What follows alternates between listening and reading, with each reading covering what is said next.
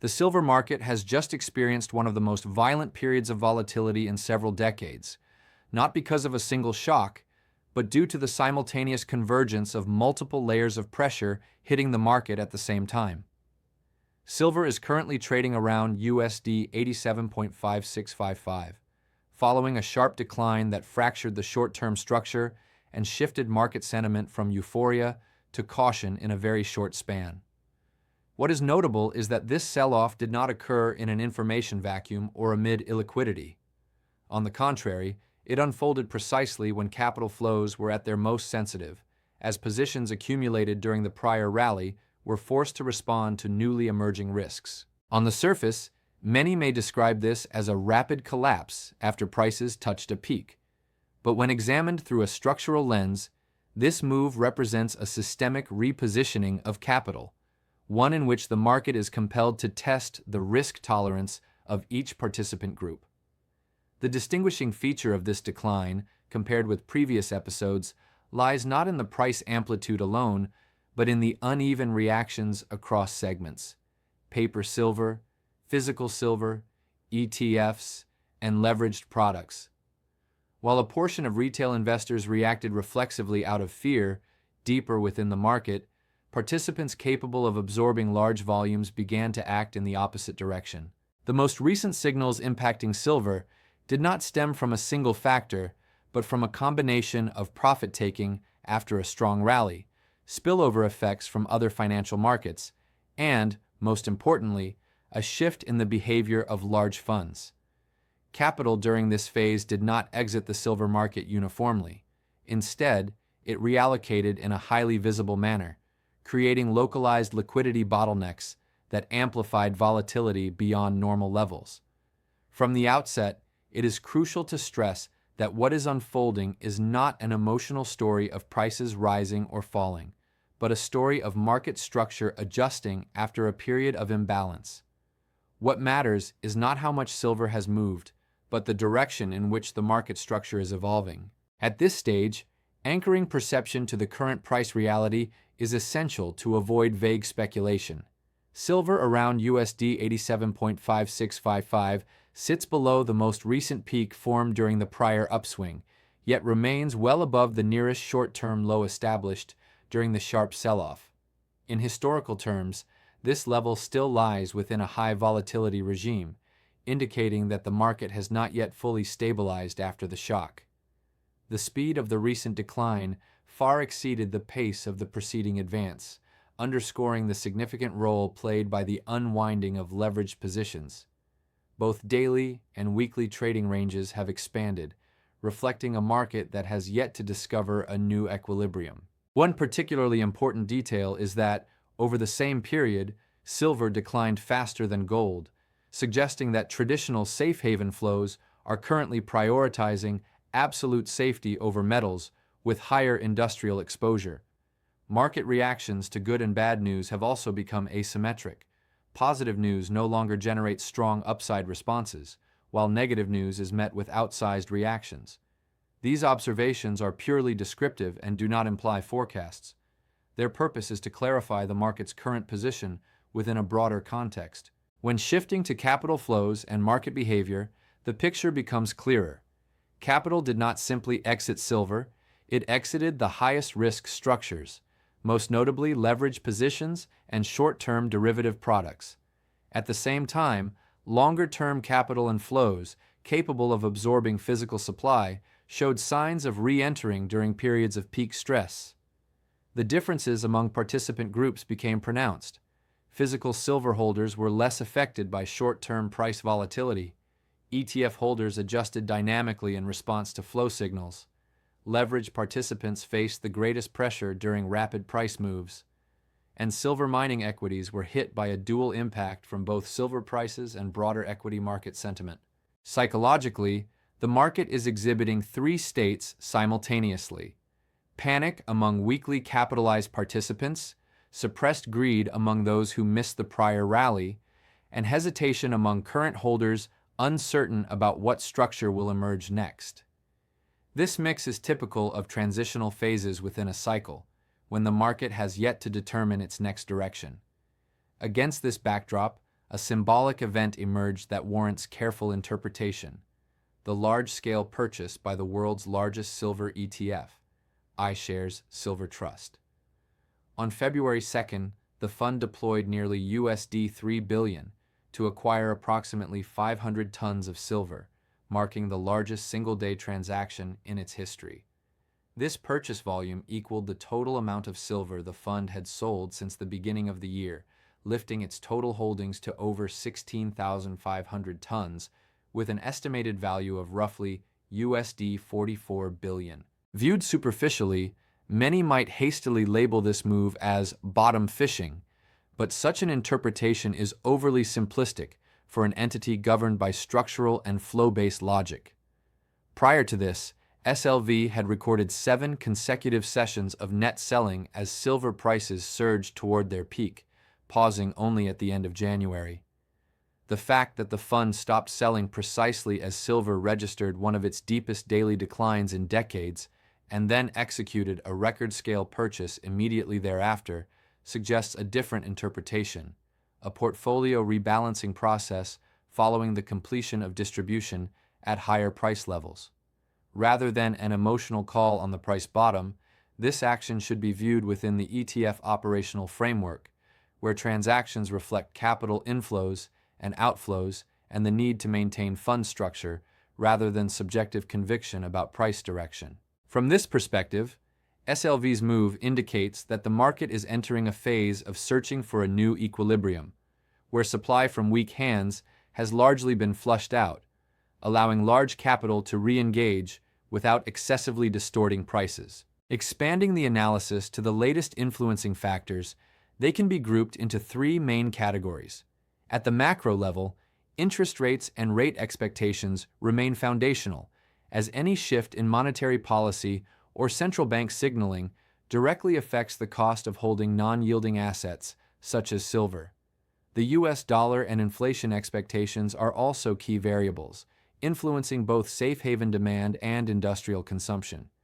At the financial market level, heightened equity volatility, margin pressure, and episodes of forced selling have amplified short-term silver price swings, making reactions more abrupt than usual. Capital during this phase oscillates between defensive positioning and speculative behavior without committing decisively to either. At the silver-specific level, industrial supply-demand dynamics, inventories, and the actions of large funds are critical. Any emerging divergence between paper silver and physical silver prices would be a structural signal worth close monitoring, as it reflects stress within the distribution system. From these factors, 3 primary forward scenarios can be constructed without committing to a single directional forecast. The first is a recovery and continuation of the uptrend, contingent on renewed stability across financial markets, a full unwinding of leverage pressure, and the persistence of long-term capital inflows. Confirmation would come from contracting volatility ranges and more constructive reactions to positive news.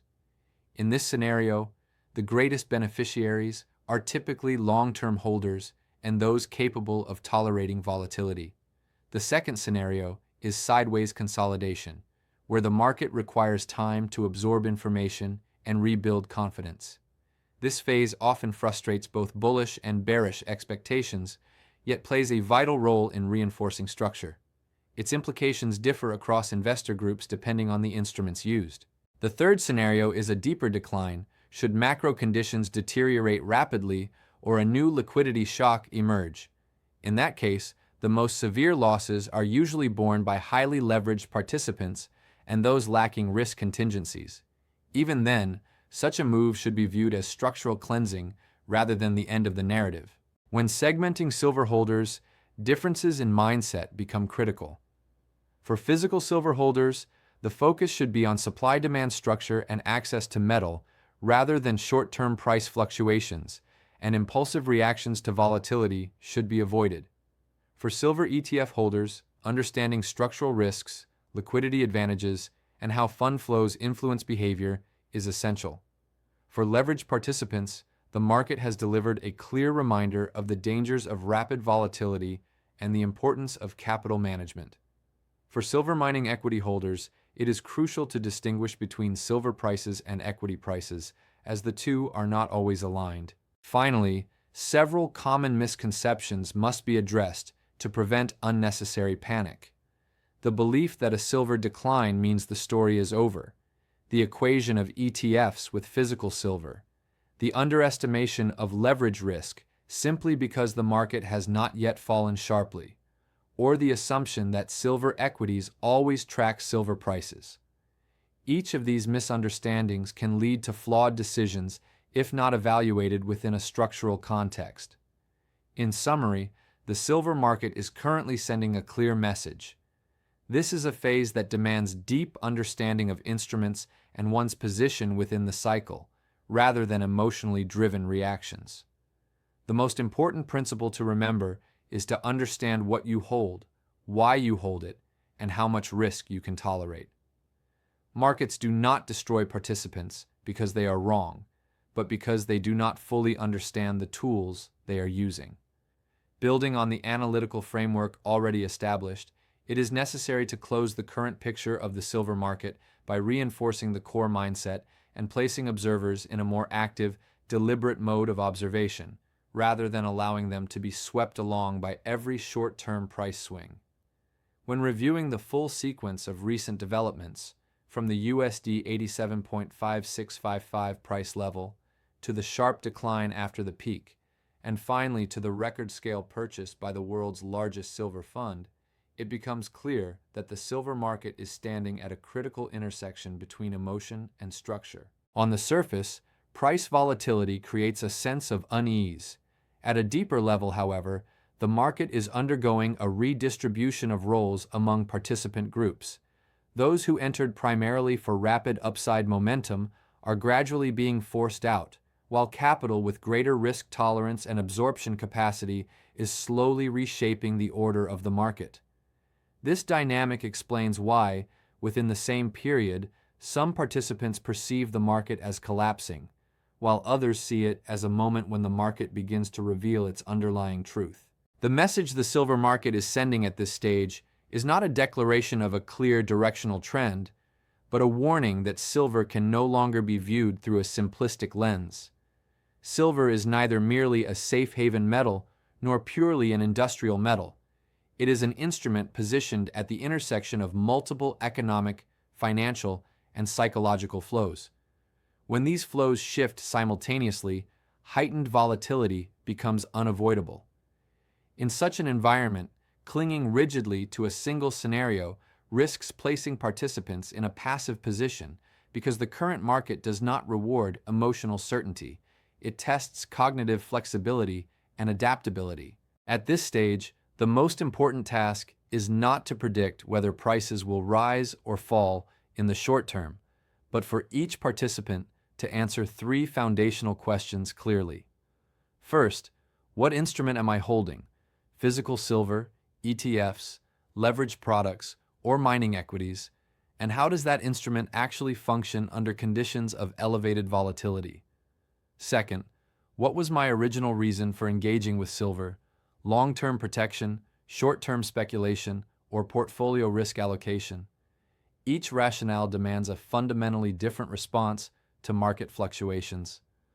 Third, what is the maximum level of risk I can realistically tolerate, both financially and psychologically, given that the silver market in this phase may continue to test those limits repeatedly? Once these questions are resolved, subsequent market movements, whether recovery, consolidation, or deeper decline, cease to feel excessively threatening and instead become data points to be observed and evaluated. From this perspective, the buying action of iShares Silver Trust, SLV, should not be interpreted as an instruction for action, but as one piece of evidence that the market is entering a phase where structure takes precedence over emotion.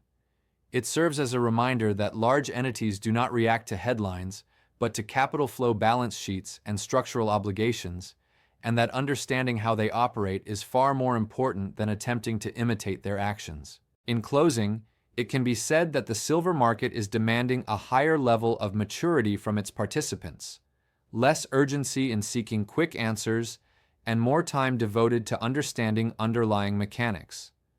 For those following silver with serious intent, this phase is not merely a challenge, but a test of intellectual discipline and honesty with oneself. Markets do not destroy participants because they are wrong, but because they do not fully understand the instruments they are using, and in periods of intense volatility such as this, that principle becomes more relevant than ever. If you are engaging with silver from any perspective, the essential task is to continue observing, questioning, and maintaining sufficient clarity of mind to distinguish short-term noise from long-term structural change. Only then can you truly place yourself in an active position relative to the market, rather than being carried along by it. Finally, several common misconceptions must be addressed to prevent unnecessary panic. The belief that a silver decline means the story is over, the equation of ETFs with physical silver, the underestimation of leverage risk simply because the market has not yet fallen sharply, or the assumption that silver equities always track silver prices. Each of these misunderstandings can lead to flawed decisions if not evaluated within a structural context. In summary, the silver market is currently sending a clear message. This is a phase that demands deep understanding of instruments and one's position within the cycle, rather than emotionally driven reactions. The most important principle to remember is to understand what you hold, why you hold it, and how much risk you can tolerate. Markets do not destroy participants because they are wrong, but because they do not fully understand the tools they are using.